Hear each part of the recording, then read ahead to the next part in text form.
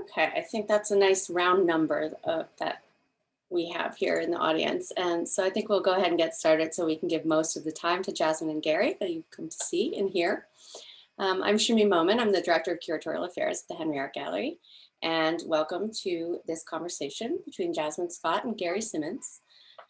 The program will be about an hour and there will be a little bit of time for questions at the end. So please, I think you can go ahead and put those in the Q&A throughout the talk.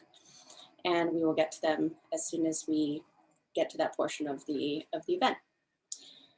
So I'd like to start by acknowledging that we at the Henry Art Gallery and the University of Washington live and work on the unceded lands of the Coast Salish peoples and the shared waters of all tribes and bands, named and unnamed, including Suquamish, Duwamish, Tulalip, and Muckleshoot nations. This land acknowledgement reminds us of our connections and indebtedness to the peoples and more than human kin where we live and work. As we spend the next hour or so together, we pay respects to elders past and present. So I'm going to begin by giving a little bit of an introduction, short introduction to Jazmyn and Gary, and then I will spend a few minutes just acquainting everyone with Gary's exhibition, The Engine Room, that's at the Henry Art Gallery. Normally we'd probably be in the gallery right now for this talk, so it will help, I hope, for all of you to have just a glimpse, those of you especially who haven't had a chance to be there on site in person, to have a glimpse of the show as we dive into conversation about their shared interests and investigations to music and music history. So we have with us today Jazmyn Scott. Jazmyn is the program manager at LANGSTON, Seattle's hub for Black arts and culture, and the co-founder of 50 Next, Seattle Hip Hop Worldwide, a digital time capsule highlighting Seattle and Northwest hip hop. She's also the curator of the Legacy of Seattle Hip Hop exhibition at the Museum of History and Industry, which won the 2016 American Association for State and Local History Leadership in History Award. We also have with us Gary Simmons.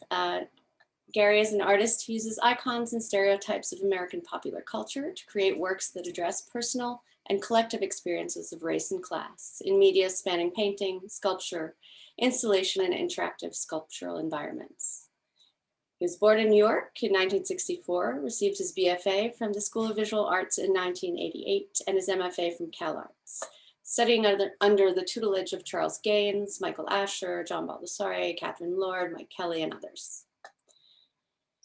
Gary has exhibited nationally and internationally, including solo exhibitions at the California African American Museum in Los Angeles, the Detroit Culture Lab, the Perez Art Museum in Miami, the Museum of Modern Art in Fort Worth, and the Kunsthaus Zurich, as well as extensive group exhibitions, including the Venice Biennale, Prospect New Orleans, and at the Museum of Modern Art in New York, the Walker Art Center in Minneapolis, and the Stedelijk Museum in Amsterdam, among many others. His work is also included in major museum collections across the globe, including those of the Philadelphia Museum of Art, the Whitney Museum of Art, and the Hirshhorn Museum in Washington, D.C. So we'll just dig right into the exhibition. Ian, if you might put up our first slide. Thank you so much. So actually, if we can go to the next. The work of Gary Simmons explores racial, social, and cultural politics and examines the ways in which we attempt to reconstruct the past via personal and collective memory. Simmons' practice has evolved over the past 3 decades to incorporate painting, sculpture, installation, and interactive architectural environments, and is occupied by the unfixed nature of an African-American past that remains open to the vagaries of memory, what was revealed, what was remembered, and what has been hidden, through pop cultural imagery from sports, music, film, and cartoons. In particular, music and music history figure prominently in this exhibition, refracted through the lens of racial identity and representation. We can go to the next slide. So for this exhibition, commissioned exhibition, so Gary created all of the work for this show, The Engine Room. He created a large-scale wall painting, a suite of new paintings and sculptures, and a sculptural installation, drawing together disparate components to create space for new interaction and invention. This wall painting, which, again, this is where not being there in person is hard because it is enormous and covers most of the entire wall of the large South Gallery at the Henry Art Gallery. This wall painting riffs on the artist's characteristic erasure drawings, in which he uses sprayed and physically manipulated chalk on blackboard paint to create ghostly images, in this case, of the lesser known recordings of Jimi Hendrix 45 RPM records. And for those of you who remember, the smaller records that were just single hits and often had B-sides, which is the title of this piece, on the back, other songs that were less well known. You can go to the next slide. As well as part of the exhibition, there are 3 of these triptych paintings or poster panel paintings created over many years of research, in which Gary has been collecting and archiving band and concert posters from cities around the world in which he's worked, and including editions from Seattle as well. Then digitally reshaping, recomposing, recoloring, and then often adding another layer of physical intervention, as the printed pieces are then kind of collaged, sometimes rotated, ripped, and then painted on top of onto these panels. So there are 3 of these triptych components. Next slide, please.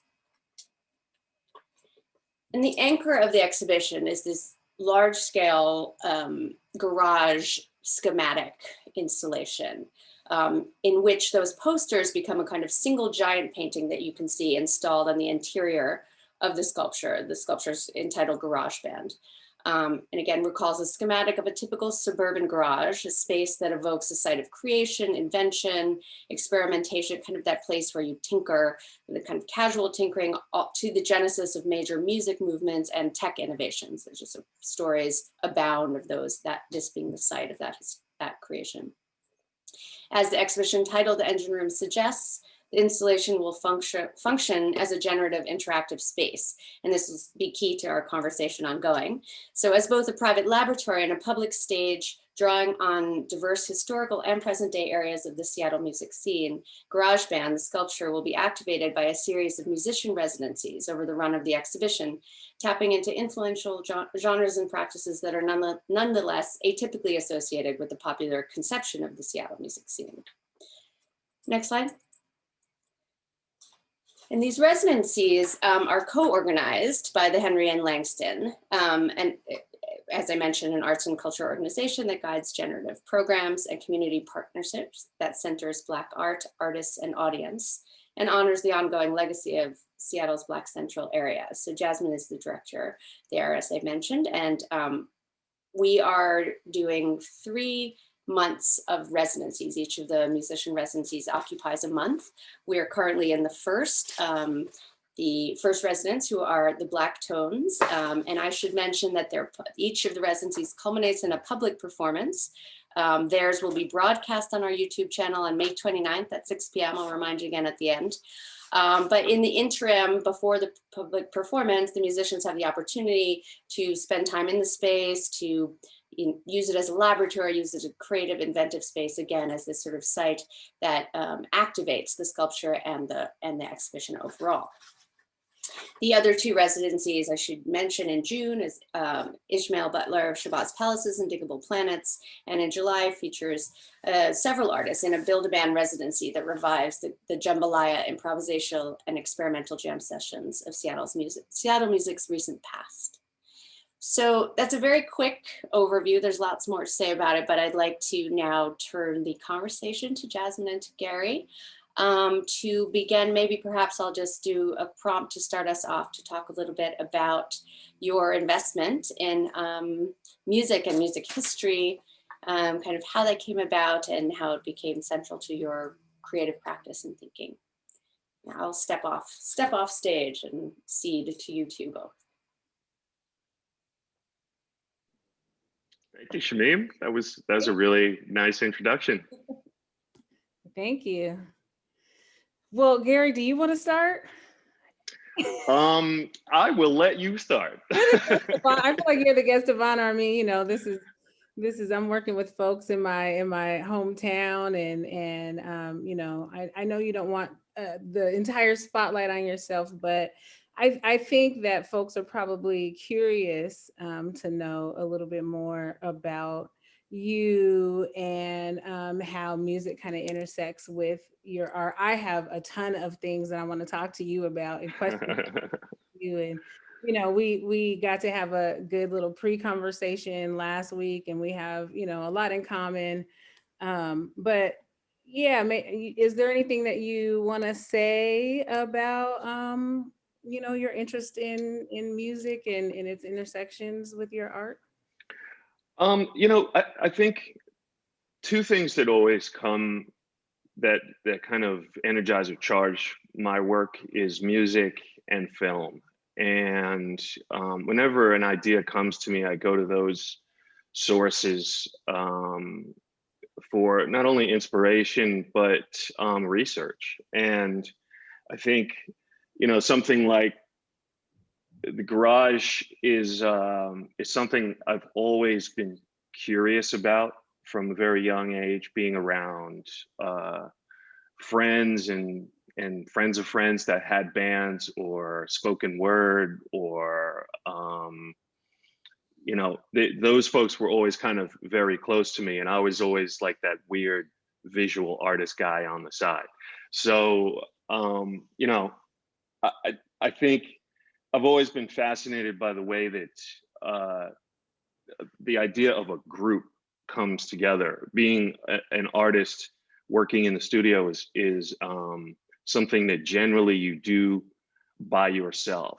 I wouldn't go as far as to say it's lonely, but it's about being alone with your thoughts and presenting those things. And bands, I think, and performers differ in the sense that one of the fascinating things is to watch four different egos and four different people.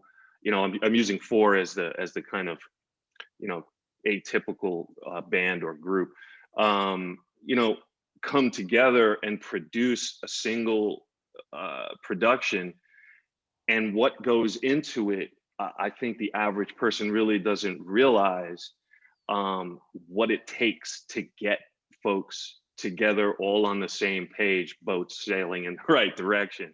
So I think that was really the genesis for this piece, was to kind of peel back some of the layers on the onion and allow folks to see how a band practices or rehearses, or allowing themselves to fuck up in public Right. and even argue a lot of there's a lot of arguing that goes on in bands, and the drummer doesn't want to do it this way, the singer wants to take all the acclaim, whatever the argument is. Anybody that's in a band out there probably knows exactly what I'm talking about. And I think that's one of the very interesting things about listening to music. I think somebody like a producer like a Lee Perry or somebody like that was just sheer genius, where people would come to him and allow him to affect the sound because they wanted that sound, is a different kind of thing, but it's still a collaborative effort. So that's sort of where the idea of the piece comes from. Yeah, I mean, I know. I mean, I was never in a band, so I don't want to give that impression. But I do know firsthand that it takes a special level of coordination. Mm-hmm.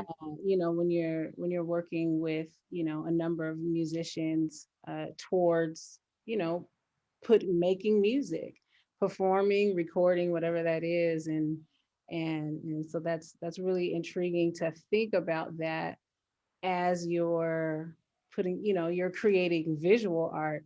And this installation, I've never seen anything like it in person, and it was just amazing for me to walk into that space at the Henry and see.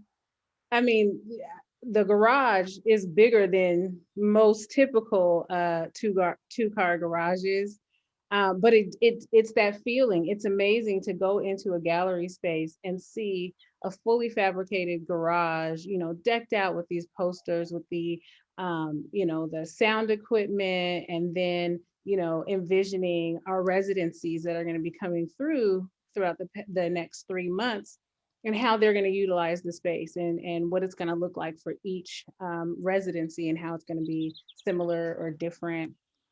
And so, kind of speaking of that particular installation, the garage band, First of all, one of my favorite, well, I love it all. I mean, it's just, it captures your eye, the colors, all that.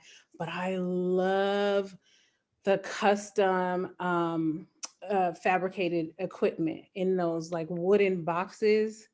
Um, they're just beautiful. In all honesty, I want this in my house. You know. Can you tell us just a little bit about like how you, because you had those made, you didn't do those yourself, right? Didn't you have those? I have a fabricator that Yeah. I work with, and you know, they're very carefully drawn and crafted over time. And I've always been obsessed with you know, every concert that I've been to, and there have been thousands. I'm obsessed with band speakers or whatever venue speakers. That's the first thing I would look at when I can remember going to Madison Square Garden to see, like, you know, a large arena show, and you know, some crazy band would be playing, like, you know, Van Halen or something, and they'd have these gigantic speaker boxes hanging from the ceiling, and you're just drawn to them as objects. And then, you know, growing up, I'm of West Indian descent. I'm first generation, and so the Jamaican sound system is in my blood, you know, and so I was always drawn to those big you know, subwoofers, and just, they're just really beautiful objects. So when I started doing them, I once again, I like collected as many images as I possibly could from every, you know, dub, reggae, you know, performance or band, to, you know, early arena rock like Led Zeppelin. And you know, they had the, actually what was popular in the 70s and 80s was a speaker cabinet from a company called Orange, and the actual box was orange. And I always thought that was the most, if I ever played guitar or bass, that's the system that I would want. So, you know, the box is such a aesthetic, a beautiful aesthetic object, that when I decided to do this, I really wanted it to be pared down and stripped down, and, you know, almost like show the construction of it, and, you know, that kind of structure to how something is made and produced. So it was really important that I worked side by side with the fabricator, and those guys are fantastic, tip top. So when I gave them, so, you know, a lot of times I'd give them an idea or a drawing what I'm looking after, and it wouldn't be right, and boom, we'd have to go back and do it again. And we didn't have to do too much of that, because they knew, and a lot of them actually played music that worked on it. So I usually try to seek folks out that have some kind of input on that end, and know, you know, so that there's this conversation that goes on between me and them when I'm trying to come up with an object. Yeah, I mean, they're like beautifully, like perfectly crafted, like intricate. Thank you. And I was just like touching it, and I was just, What, you were touching it? No, okay. Yeah, I touched your stuff. Well, that's what, you know, truth be told, that's actually in, you know, the groups are invited to move the equipment around, you know what I mean? So we're joking about it, but I really want that kind of hands-on, you know, almost like the traces of their fingerprints touching it and moving it around. And, you know, if you want the PAs to come forward, bring them forward. If you want the, you know, the guitar amps go back, you know. There's even like a pad for a drum kit to be in there. So yeah, it's all about that touch. The Black Tones who are in there currently, their drum set was in there when I visited, and you know, I can see that they've kind of made it their own for the time that they're in there, and that's what's so beautiful about the installation. And another cool thing that Ian at the museum actually mentioned to me was that the PAs, you know, you have the PAs with all your different stickers and everything. That, you know, if some of the artists that are coming through, if they have their stickers, you know, if they have stickers from their bands, whatever, they can add stickers to the piece. Absolutely. It's extremely interactive, and it's a space that you know, these groups and these artists can make their own, you know, without taking away from the integrity of what you've done with Yeah. it. So that's what's really, really cool. One of the many cool things. Oh, thank you. I'm glad you responded to it that way. I wanted I want that interaction. I want that, you know, if they, I know you can't do it, but if they decided to put, you know, their cigarette down on the thing, you know, well, that's how they perform. So, you know, they should feel very comfortable in there. You know, for the most part, I provided it, yes, but it is their space for that amount of time. So I want the Tones to be very, very comfortable to do whatever it is that they do. And that's kind of special to be able to have folks like that you revere, you know, come in and do their thing in something that you know, came up with on a little pencil sketch somewhere. It's really exciting. So since you were commissioned to do this for the Henry, did you have local bands in mind? Where you make, well, and we'll talk about some of the Jimi Hendrix connections as well, especially with that particular B-sides piece. But you know, did you have Seattle music or a Seattle vibe in mind when you were putting together this installation for the Henry? Or was it a general kind of concept that you had been working on? You know, I think when I came up with this piece, for me, there's certain cities that anybody, yourself, you know, around music, you don't have to play it necessarily. If you're an audiophile and you love music, there's a handful of cities that you think of that kind of define almost the way that you listen to music. You know, if you want go, then you're gonna go, you know, Baltimore and DC. You know, if you want punk rock, you know, hardcore punk rock, you know, there's a lot of scenes for that. New York, I grew up in New York, you know, New York hardcore was like, you know, a defining sound. If you wanted Chicago, you know, that Miami bass sound is another one, or you know, that laid back West Coast style of, you know, the north from like San Francisco up, I think is a different sound. And then, you know, as an artist, you want to, if you're doing something that relates to musicians, then those cities like Nashville, you know, Dallas, there's certain cities that come to mind that are what I define as like music cities, you know. Atlanta is like an amazing music city. And so, you know, like if I had my druthers and this thing was supposed to travel, I would probably try to move it through the Nashvilles, the Atlantas, the you know, Virginia, some of those cities that like are strong music cities that kind of get left out of the first table of what folks are thinking. And you know, yeah, I think so. When Shamim and I have worked together before, so we have a really, really great relationship. We're friends outside of the art world, but she and I have done some incredible projects together from the time she was at the Whitney. You know, she did something in LA called Land. So she's the kind of, Shamim's my girl. When she calls me up and she has an idea, I'm all in, chips to the middle from the jump. If she just says, Gary, I have an idea, boom, put me down.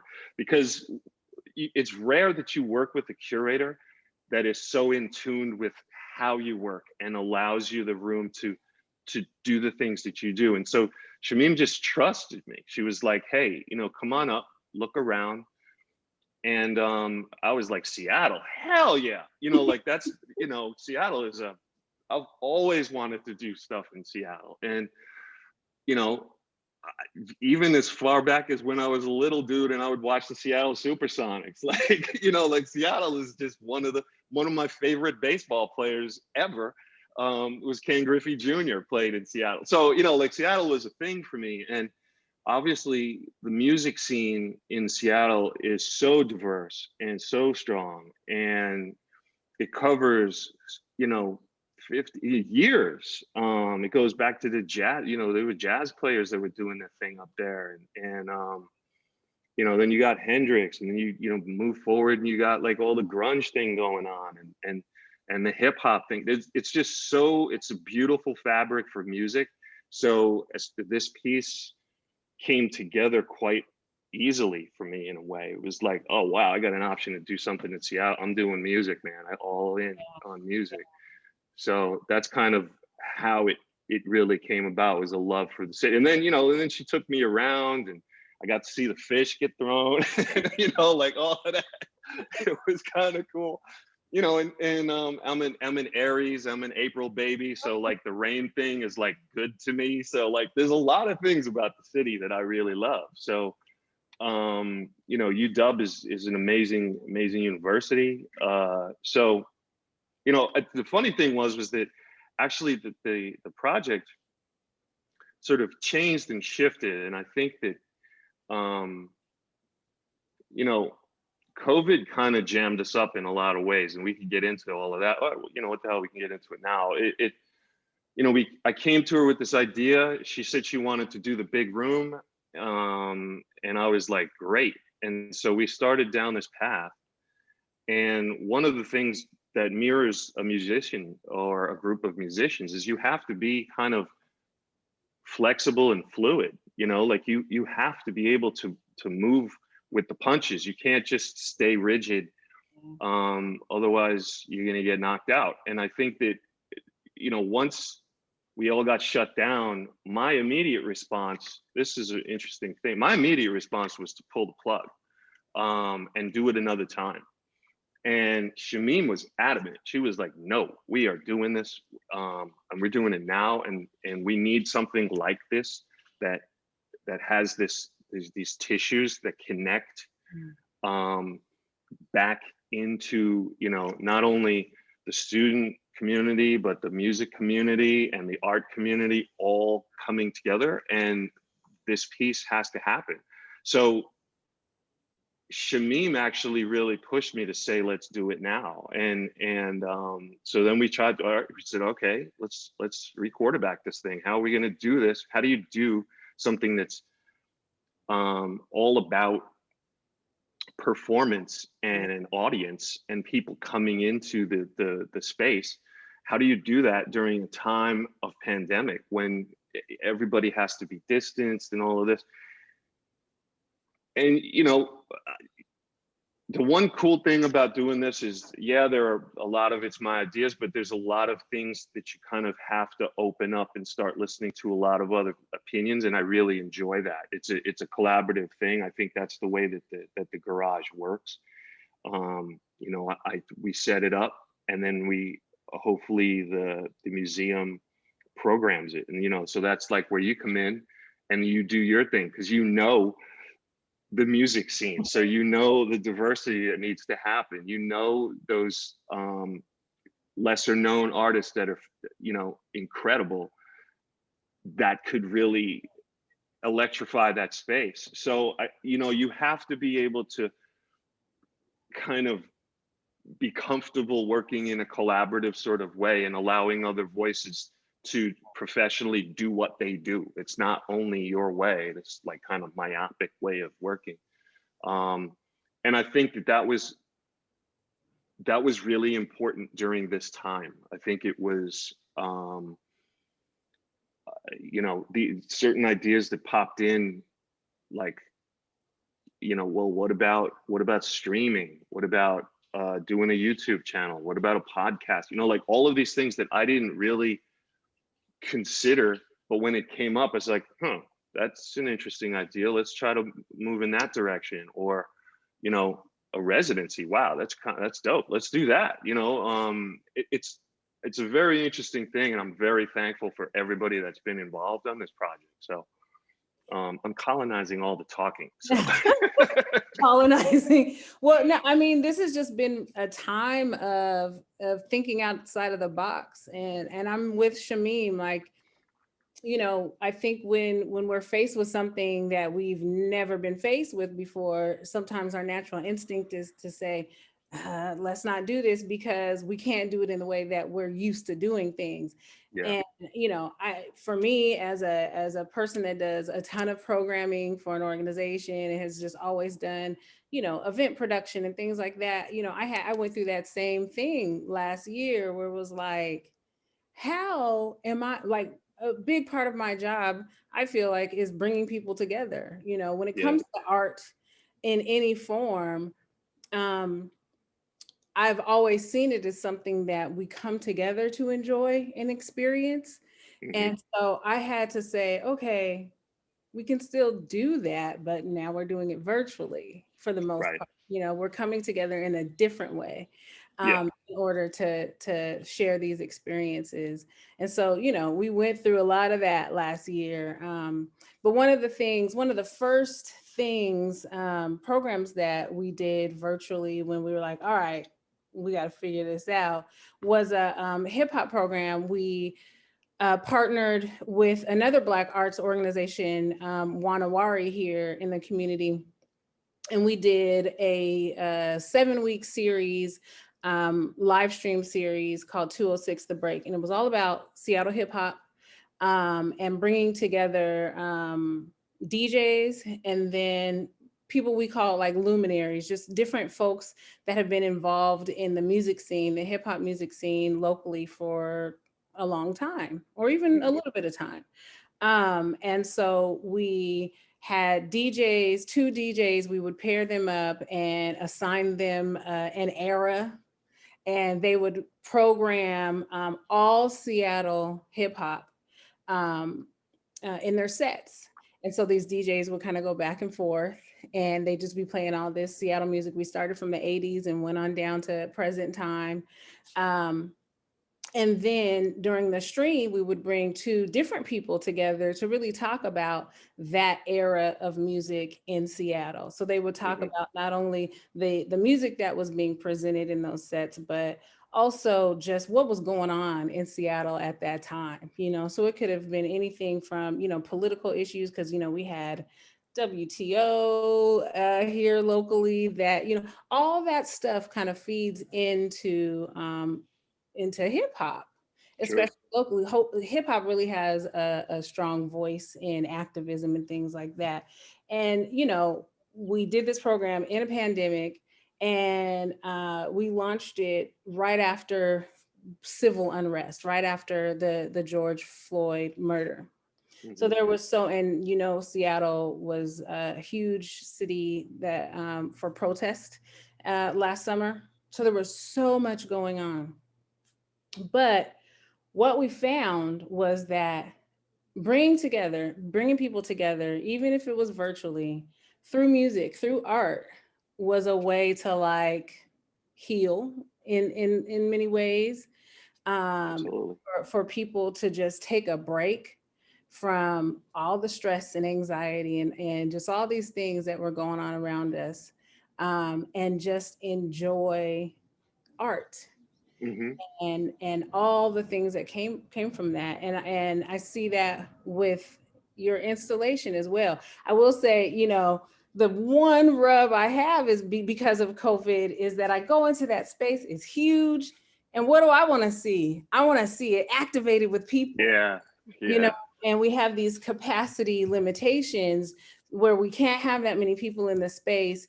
You know, so there's only so much energy I think that our residency artists can get from folks when they're coming in.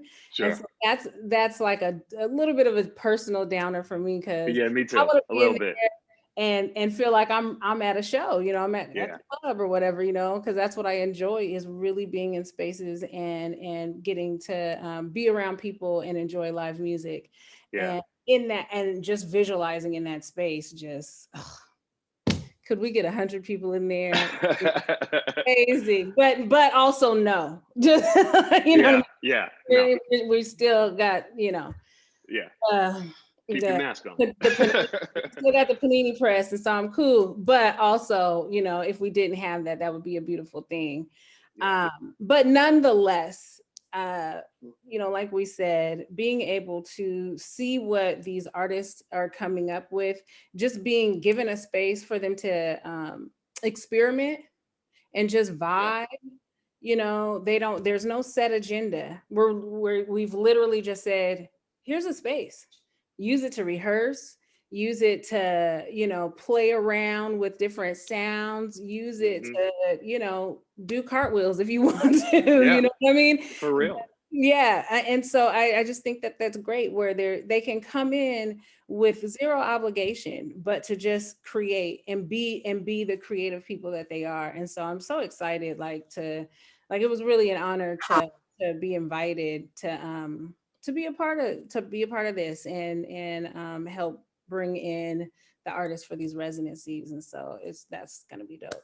But I wanted to also, since you were talking about, you know, you talked about Seattle and some of the things that you told me a little bit of a story about how you were introduced to Seattle through one of your favorite artists, who you kind of feature in a way in this exhibit.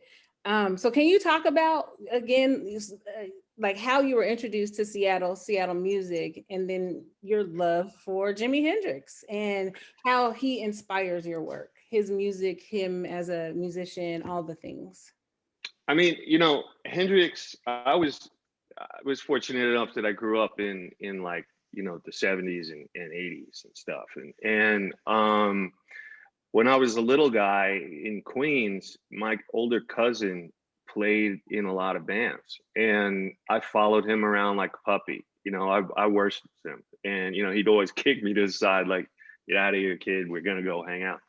But you know, we would listen that's how I got really into music, to be truthful. You know, he had all these records, and I really dug sitting on his bed, surrounded by all these albums, just looking at album covers and listening to music and following along the lyrics on those things. And Hendrix, he would tell me, like, this is the greatest guitarist of all time.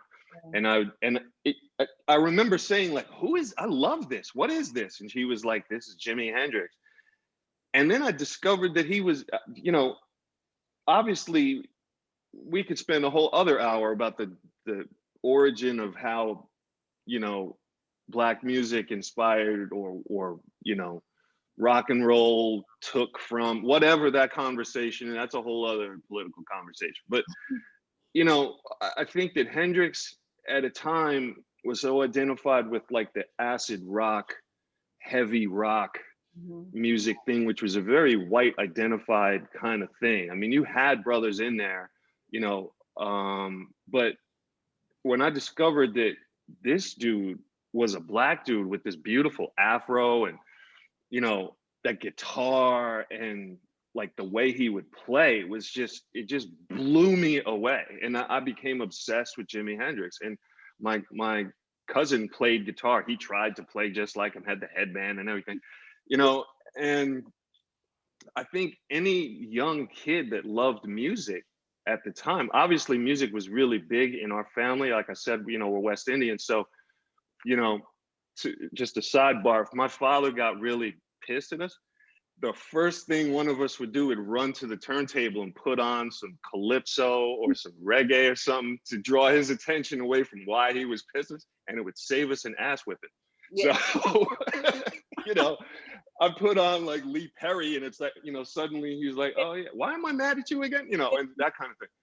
So music was always like a real part of growing up, and Hendrix just became this figure, and for me, he transcended the music and became like an icon. And if you look back, you know, there's a handful of guitarists. Jeff Beck is another one, Eric Clapton, all of those guys that played, but Hendrix wore the crown, like, you know. And that was a brother wearing that crown. And then I discovered, where was he from? He was from Seattle. I was like, Seattle, where the hell is that? Like, you know, when you're a young kid in New York City, you're like, I don't know where Seattle is, but I want to go there because if he's from there, I want to go there. And that became my kind of obsession with Hendrix. And then as I,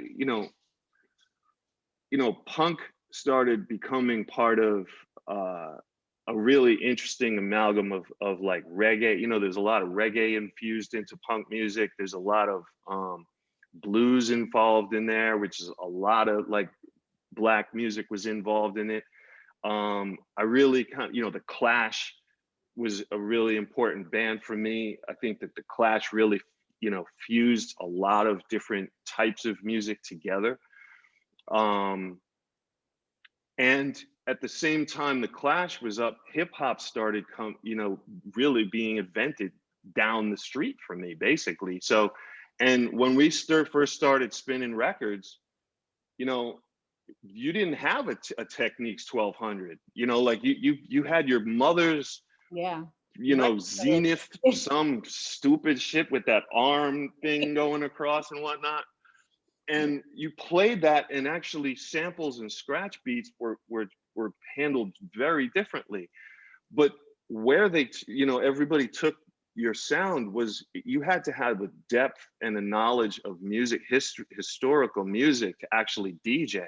So if you were putting on something like, I can't even, Dennis Brown is on one turntable, and then you bring up like Patsy Cline on another one. You're smashing together two different types, completely different types of music. I remember when I discovered Leonard Skinner, man. And, to me, I was like, wow, that's a fabulous record, Leonard Skinner. Now, was I running around with that set? Hell no, but I really liked Freebird and all of those joints because you could cut them and mix them into behind other people's music. And that really, for me, was the fabric of hip hop music, was to be able to have this depth of knowledge to pull up. A close friend of mine is this guy, Rob Swift. You probably know Rob. Was in this group called the Executioners. And the Executioners were turntablists in the 90s and early 2000s. And,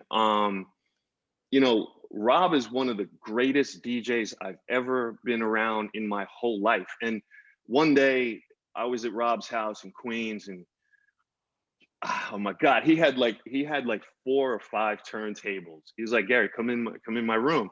So I come in his room, and this is like walking into like the palace, because Rob, I might have thought I was DJing. Rob was a DJ. And so he probably had, this is just in his house, Rob probably had like 15,000 records. And so he's playing on one turntable. He's got another joint going on another turntable. And he's looking through 15,000 records for one breakbeat. And I'm like watching this guy like a chef.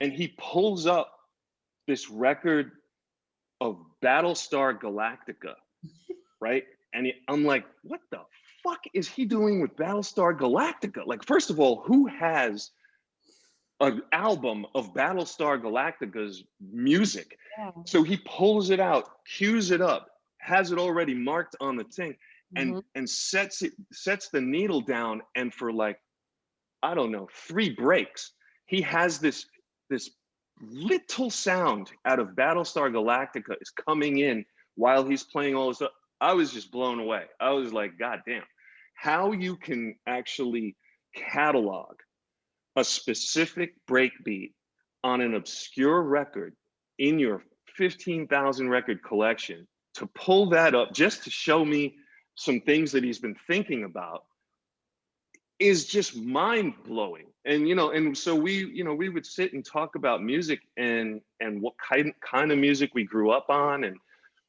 I was obsessed with Led Zeppelin and, Sly and the Family Stone, and all of these different types of music. And that's really what became early hip hop, was this way of, you know, you look at somebody like Kool Herc or DJ Red Alert, those guys really knew their music, and it was very diverse, the kind of music that they pulled up. And that's one of the things that I love the most. And this dovetails with a conversation that we had the other day, where I think that for us, music became this kind of localized sound that you sort of recognized locales by their sound. You know, their, you know, Chicago had its own sort of sound. Deep New York, that grimy, you know, kind of Mob Deep, you know, Nas, Jay-Z, that kind of thing, that can only come out of New York City. You know, like then you know, you go down to like Houston, Texas, and you start thinking about some of those guys. You know, there's this cat called Killer Kylon down there that's just tearing it up. Dude's unbelievable. But when you listen to his music, it's so Houston that it can't be from anywhere else. You know, you listen to Vitamin D, there's nothing else that he could not come from another city. That's where he's from. You know, and Seattle has, we talked a little bit about the way that the weather kind of like shapes the way that places form their music. And I always loved the way that folks would put together, you know, these cassette tapes that we would trade around. And that's how I knew about West Coast stuff. We didn't have the internet to just log on and go, hey, what can I upload from SoundCloud or whatever the fuck, you know, like it was, you needed to know somebody in LA to actually. First time I got an NWA record was like, this guy said, hey, have you heard this cassette? And I was like, what is NWA? That's nonsense.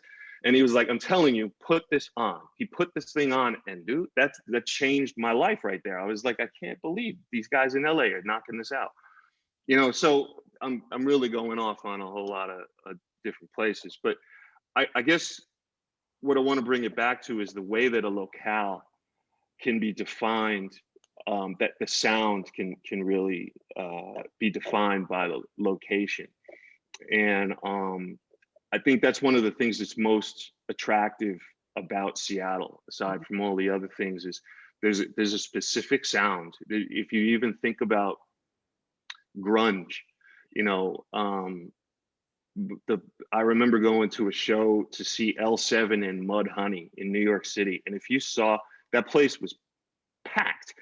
And L7, which is one of my favorite bands, blew Mudhoney off the stage. And you know this feeling because I know you've seen them 1,000 times, where you know that moment when the lights go down and there's like 2 or 3 seconds between the lights go down and then the first note gets played, and there's a tension in that room of excitement, like what's about to happen.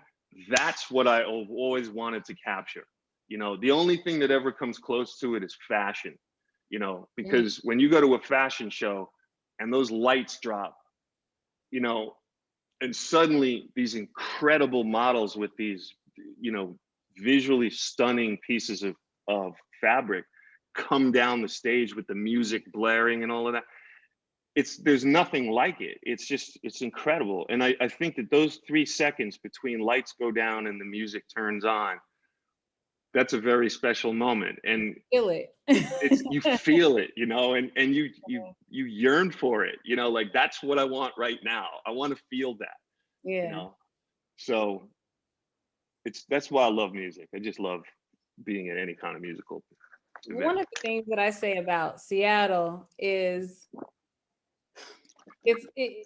because I agree with what you said, like there is a Seattle sound, yet it's not something that I feel like can be defined, you know, because there are so many things that it's like a mashup, because we are this city that, you know, grunge came out of, was a strong hub for jazz music.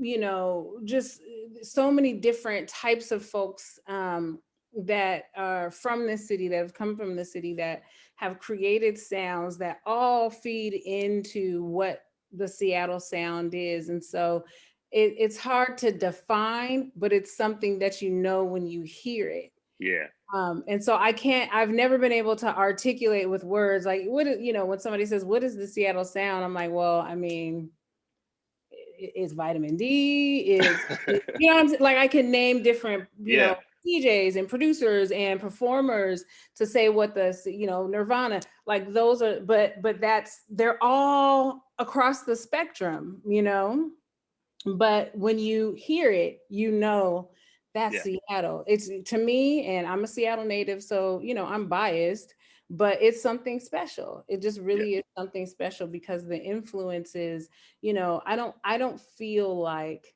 folks from Seattle want to sound like anybody else. We don't necessarily emulate a New York sound or a Houston sound. We don't chop and screw, we do our own thing. We take what we like and we make it our own. As you should. It's a lot like cooking. I don't know if you like to cook. I love to cook. And it's the similar thing. Like you go to New Orleans, New Orleans is one of the most amazing music, food cities. Culture.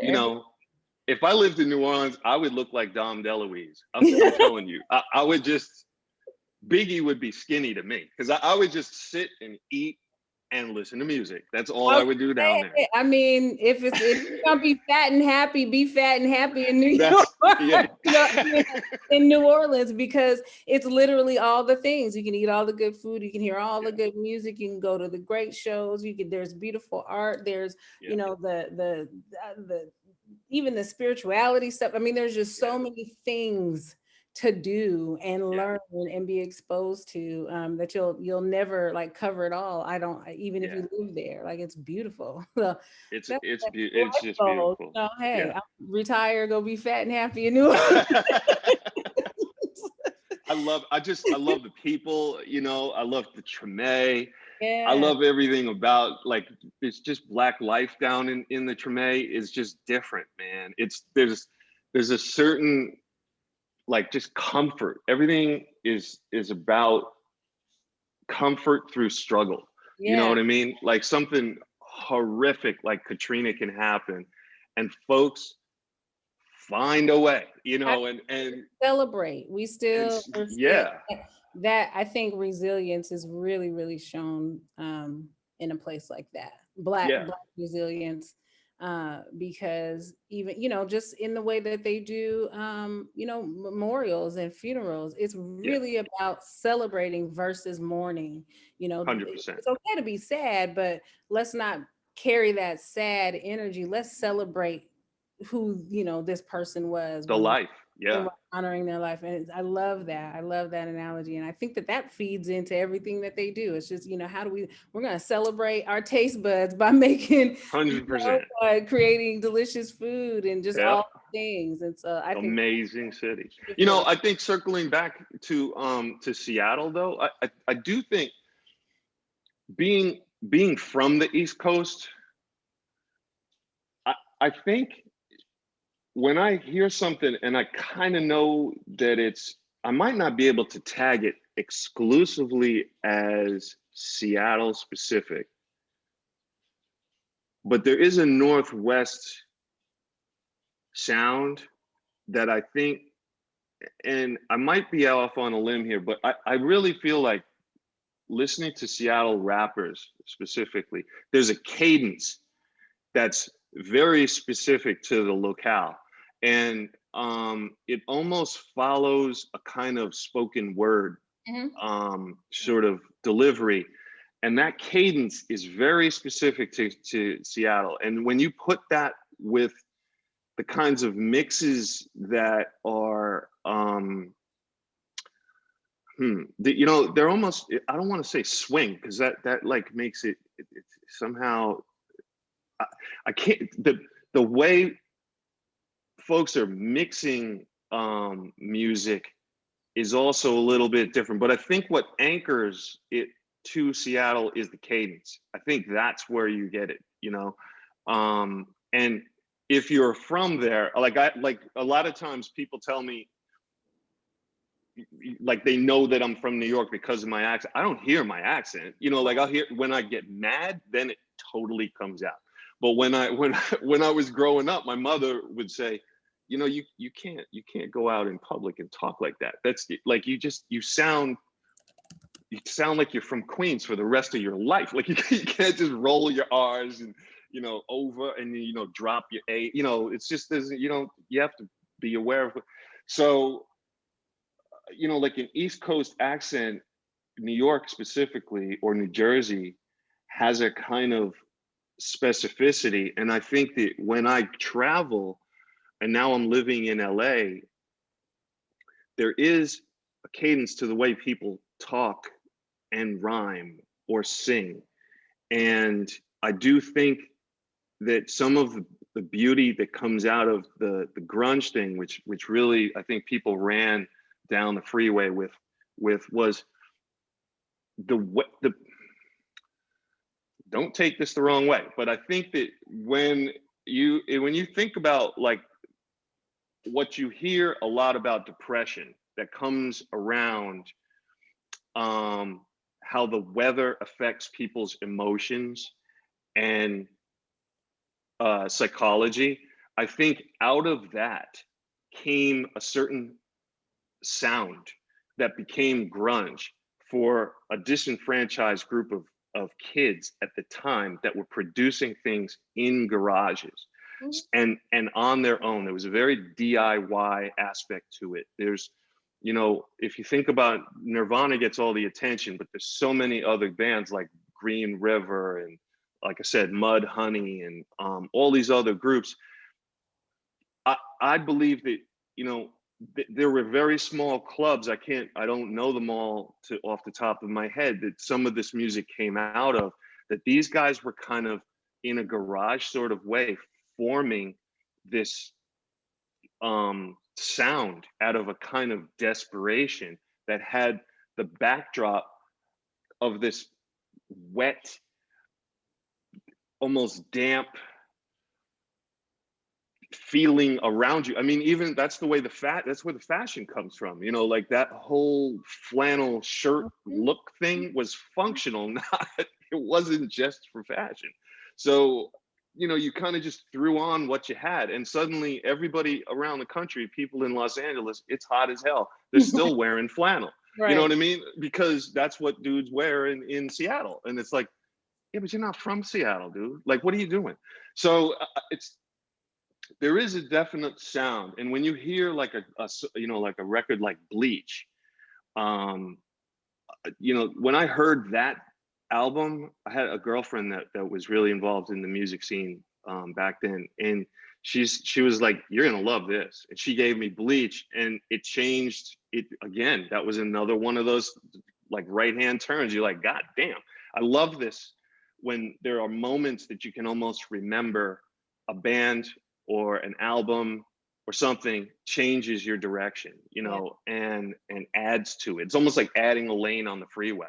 Yeah. And I think that those guys, that's what made them so brilliant, was that their ability to capture something that was so physical and yet psychological at the same time. There was a certain kind of desperation to have a voice being heard.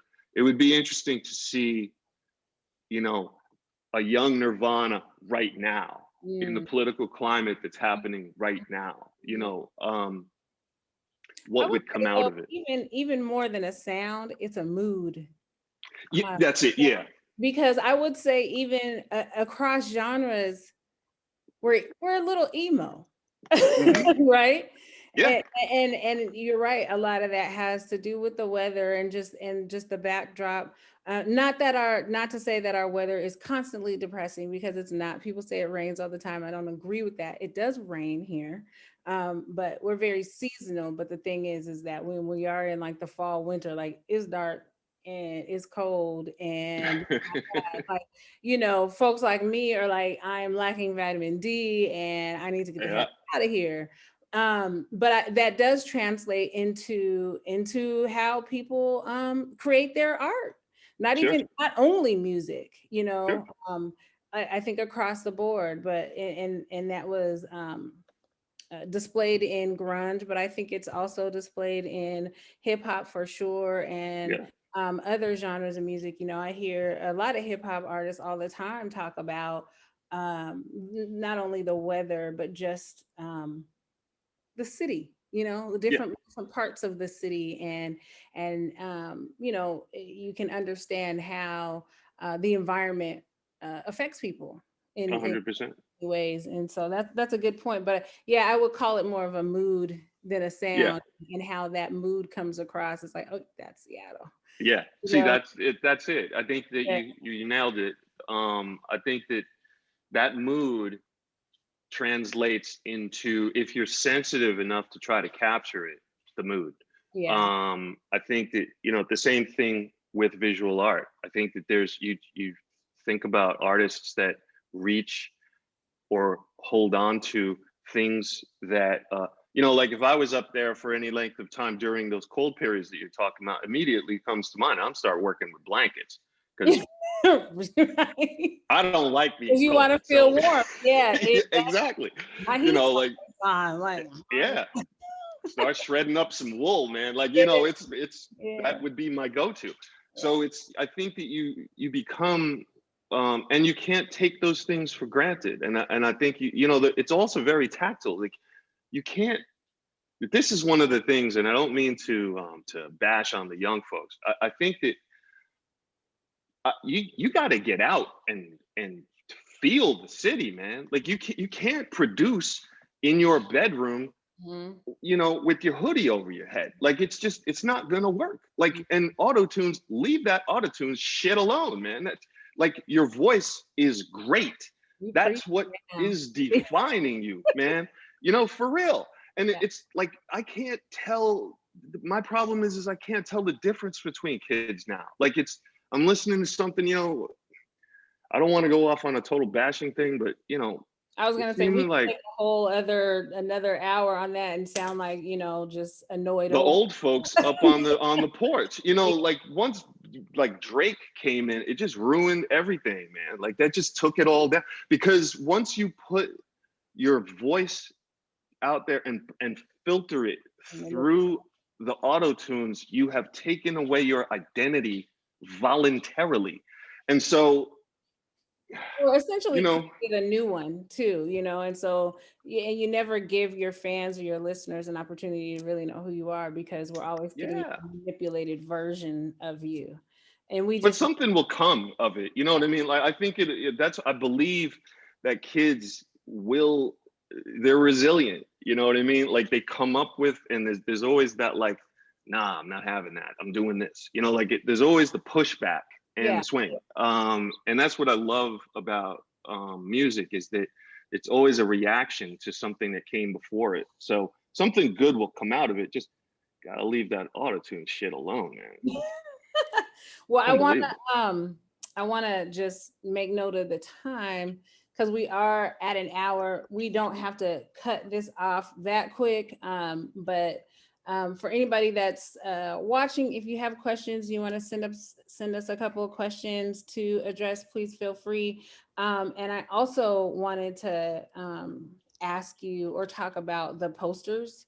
Hmm. Um, in the exhibit as well. I did spot a local poster, and let me just tell you, that poster what's so funny is that poster is from an event that I was involved in. No way, really? Yeah, I don't know. I think that was the only local Seattle poster that I could identify within No, all of I the. think there's like 5 actually buried in there. There's Okay. 5 I mean, locals. and so I want to ask too about just that process, because they're distorted and some of them were recreated and stuff. But Hmm. that the one that I did find, I was like, wait a minute.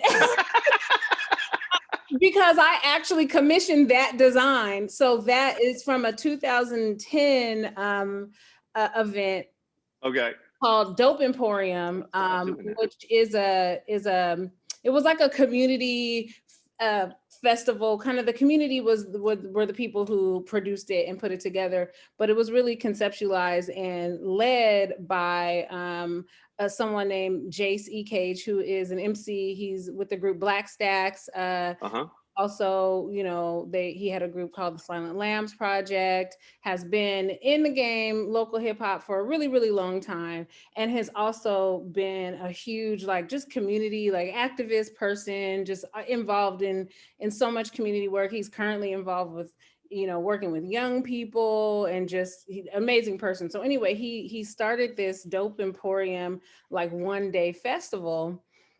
And, you know, of course, I used to support a lot of what they were doing. This was like an 8-hour day of just, you know, like, I think that particular one was like over 30 performers, tons of different DJs, several hosts throughout the day. They did producer battles. It was a marketplace, all that. And so I heavily supported with, like, the marketing and promotion. So part of my job was to create the you know, get the graphic done. I don't do graphic design, but I commissioned that with the designer that I worked with at the time. And so, you know, it's in my, you know, collection. And so when I was looking through, I was like, oh, and then once I thought of it, I could see it. I was like, that's really ironic that the one local one that I recognized happened to be something that I was. I'll have to try to get you one. I'll try to get you one. That was really cool. But yeah, can you just while we look to see if any other questions come through, can you talk about the posters that you chose? They're from all over the place, all different types of shows, and then why they are, like, manipulated in the way that they are. One of the things for me, you see, I wear glasses, and I didn't have my glasses on when I went in, and I was telling Mita and Ian at the museum, I was like, this is tripping me out, because this is what my vision is really. When I don't wear my glasses, my vision is very, like, blurry. And so I was like, I don't know if it's my eyes or if it's, you know, the way it's supposed to look. I put my glasses on and figured it out. But yeah, can you talk about just why first of all, the posters that you chose, do you have any, like, any personal connections with any of those show posters? You know, were you at any of those shows? And you know, I never thought about it. Have been, you know, like, those posters from the time I was young, I was always drawn to them. You know, I was, you know, obviously I was really drawn to art. So anything like that on the street that drew your attention, you know, like street teams and stuff like that had to put up something and draw attention to get folks to come to their shows. So some of those posters were just amazing. And, you know, we used to rip them down and try to save them, clip them out, do whatever, and stick them on your wall in your room. And, or if you were at a show, you'd kind of try to, you know, seek out and find one of the posters and rip it down and put it in your room. And it just became something over a course of time that I kind of collected. So some of them I collected, some of them I, you know, now, since I'm so involved with them, people send me them from time to time. And what I do with them, you know, some of them are downloaded. I think that I was looking for local Seattle bands and obscure things and hip hop things and for the show. And that's probably how I stumbled across that. And so I'll take some of those images and then I manipulate them through the computer, different filters. That's how I get those, like, super saturated colors.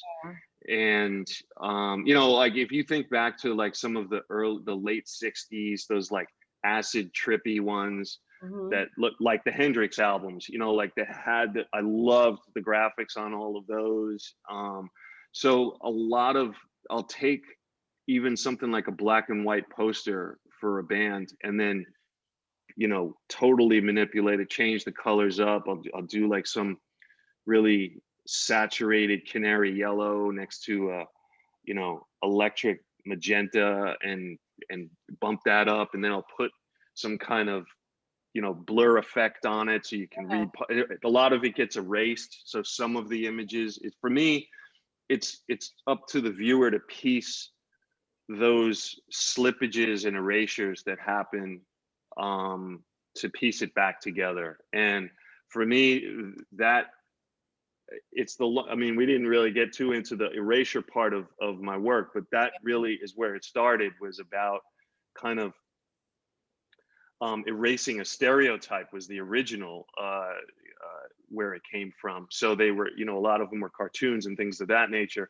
And I think that concept or idea of erasure to Black history it runs side by side. Like a lot of our history is totally erased. And so we're forced into a position of trying to reconnect those tissues back together, and recompleting some of those kind of abstracted, blurry areas from the past. And that's really where the erasure stuff comes from.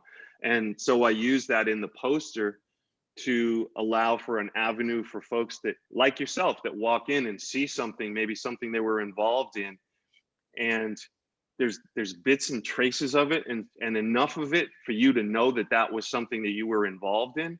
But then a lot of it is erased and created into something else, because I think that our memory sort of works that way. Like the first time that you and I talked is now a memory, and the actual is very different than how both of us remember it. And I think that's one of the interesting things about us as human beings, is like we have the same experience, but we experience it very different.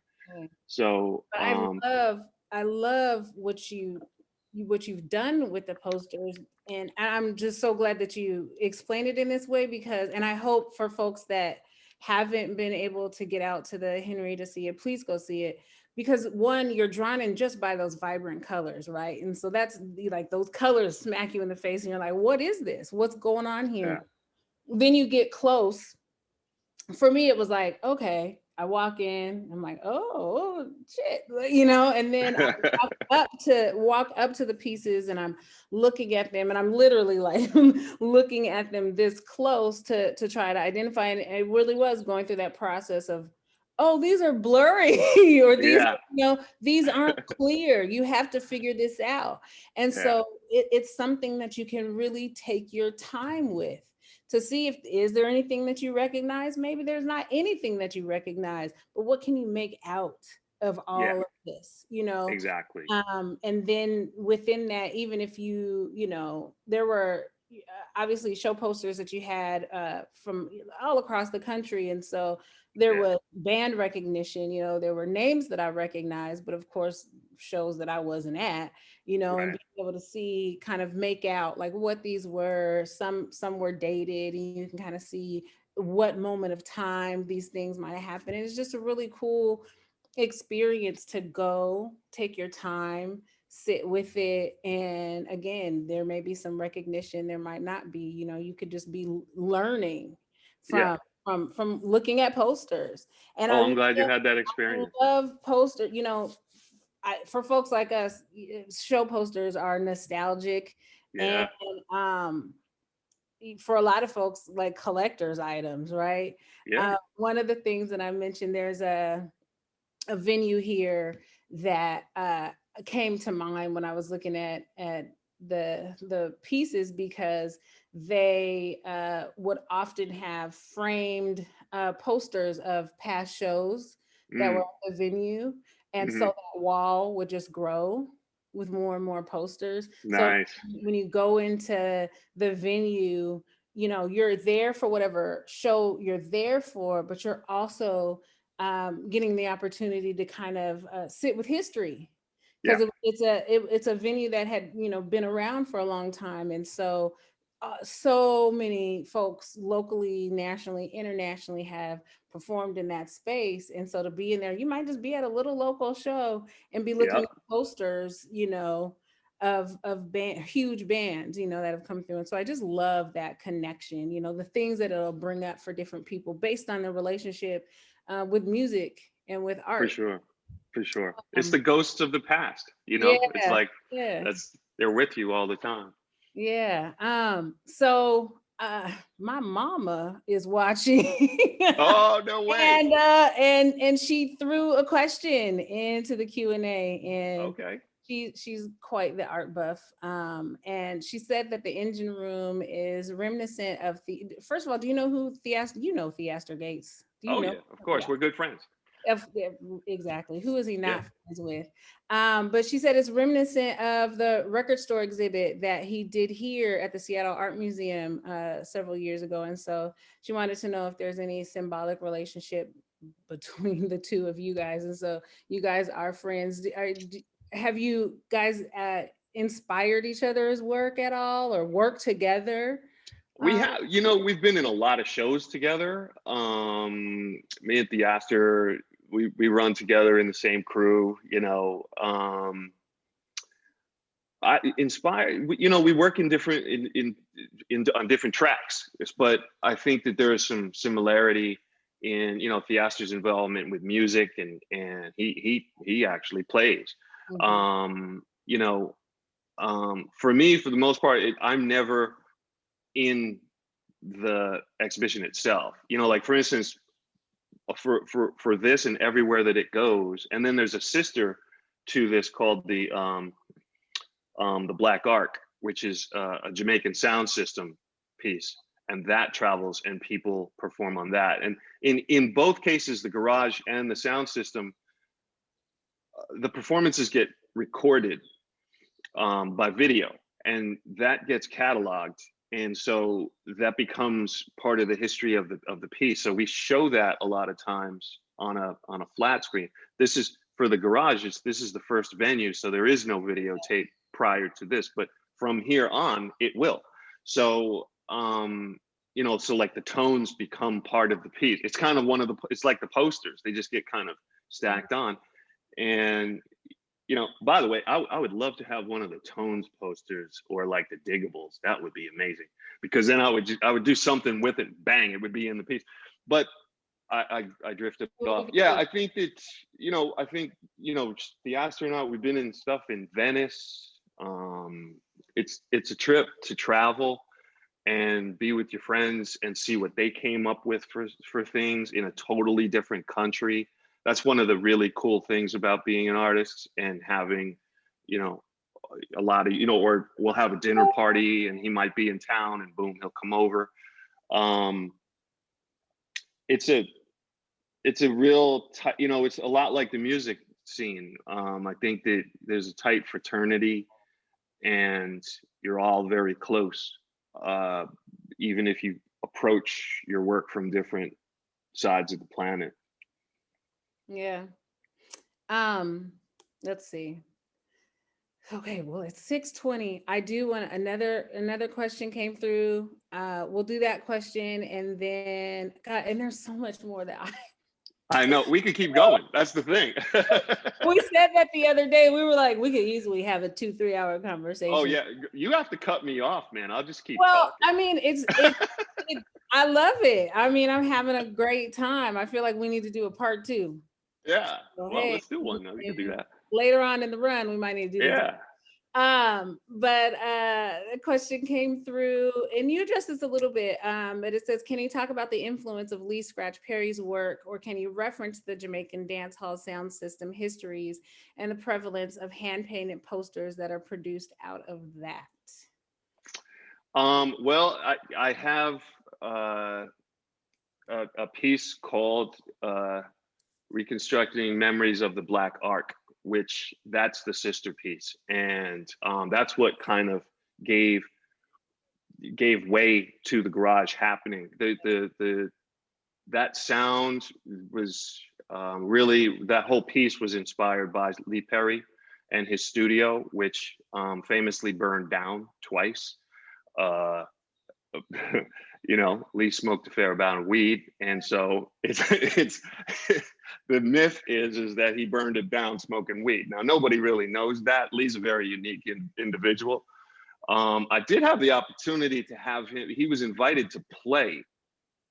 He happened. The Ark was in Switzerland And somehow Lee was in Switzerland, and somebody said, can we get him to play? And I just didn't think it was the right venue for Lee to play on that piece, because it was during an art fair, and it just seemed strange to have Lee Perry play at an art fair, and too rarefied. So so I might have blown my chance to actually have the legend play on my piece, but I just couldn't put him in that position to do that. It just felt uncomfortable.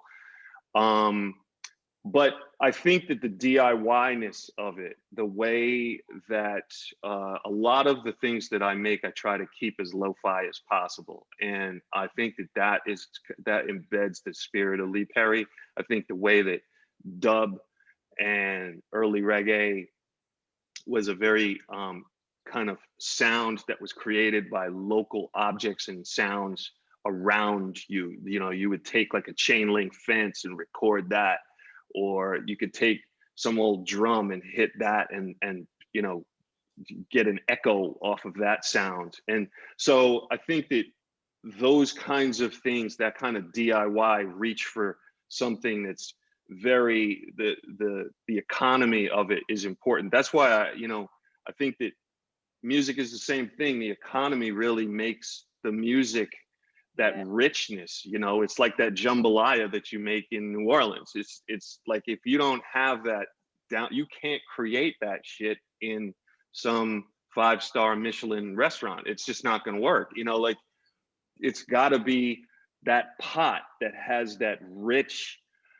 sort of history of food in it that creates the extra to the jambalaya. And I think that art is the same thing. Like for the Ark, it was the first time I did it was in New Orleans. So I asked somebody to go around and retrieve all this wood that was from all the houses that were destroyed during Katrina and repurpose it and make these big stacked systems out of it. So the Ark is all made out of Katrina wood that was left behind from destroyed houses in the Treme. So I just wanted to create something positive out of something so negative. And that's why I love the Ark. So I'll never sell the Ark, because it's something that means something so deeply to me. I can't imagine somebody else owning it. And so I think that carries over into the garage. I think those posters, the way that people put them down, the way you include other folks to come in and do that, like making those. We had a lot of folks from the school itself come in and help put the posters on, and people were excited to actually be involved in the installation of the thing. And that's kind of what you want to achieve. You don't want to make it all precious and like that. So I think that DIY thing is really important to keep the richness of the project going. I love it. Well, like I said, I mean, there's so many other things we haven't even touched on, because you have the block, you have, and then again, the B-sides piece, which is another thing that I just was like, right up against. And it's I love like the simplicity of your work, but how much it brings out, and art is up for interpretation. And so, everybody's going to receive this installation different. And I think that that's what's really awesome about the work that you've done is, it's relative. It has that simplicity about it, but there's so much depth in it. It's almost like you're peeling back layers as you're in there experiencing the exhibit. And so I really appreciate your work. Well, thank you. And thank you for it really comes a lot. The engine starts up when the programming happens. So the selection of folks that you guys came up with is amazing. That's one of the things that I really love about this thing too, because I have no idea who's coming in or who's gonna play, and and it's kind of amazing to watch other folks respond to the work that way and then take it from here. It's almost like when you run those what do you call them, relays, and then the person like hands you the baton and you pass it on, and it's kind of there's something kind of beautiful about that. And it really, that engine really revs up and comes to life once those guys get in there and start playing and doing their residency. So I'm really excited for you to be able to, I mean, I'm excited to see the stuff myself, but even for you to be able to see the recorded content of each residency.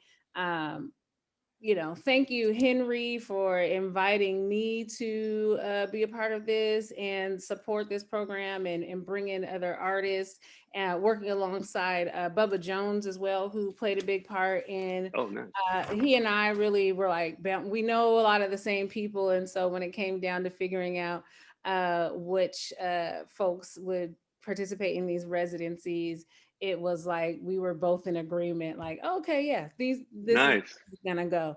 And I'm really excited for how the final one is going to come together.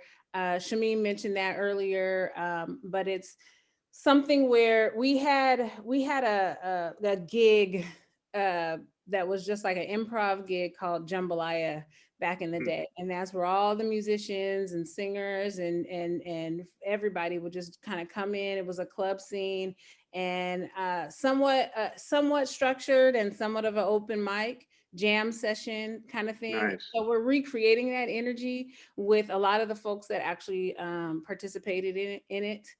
Nice. So I'm really excited to see how that comes together, because it's not a band. You know, we have Black Tones, who is a band. We have Ish, who's coming through, who's a band in himself. and then we have this group of folks who are just going to come in and create in this space. And so that's cool, man. That's going to be nice. Yeah, each of the residencies are just very unique. They're all going to be really different. And so I'm just really excited for all these folks to be able to interact with the installation and with your work and see what they come up with and see how your work inspires their work. So, very cool. Thank you. Thank you for everything that you do, for agreeing to be commissioned for this work here in Seattle, allowing us to be the first ones to present. I wouldn't want anybody else to have it, so that's cool. Yeah, so, I mean, it feels, Shamim for bringing really me in. Special. Yeah, and thank you, Shamim. Like, she's the one. Cheers to Shamim. Yeah, speaking of which, please come back, Shamim, because we'll just keep going. That's true. I think Gary and I will just keep going if you don't come back. I'm perfectly happy to just, I'm around in my sunny room here listening to y'all, and it's like, I was just texting with someone who's also watching that somehow you actually make it feel like a real conversation on Zoom, which rarely happens. So I just thank you so much for that. Thanks to everybody who's here. I'm sure you all still would like to hear. Maybe we will do a round two. I still feel like there's lots of questions out there, but in the interim, Jazmyn and Gary both, thank you for this wonderful time that we get to spend with you, and a little bit of a glimpse in some of your thoughts and ways of working.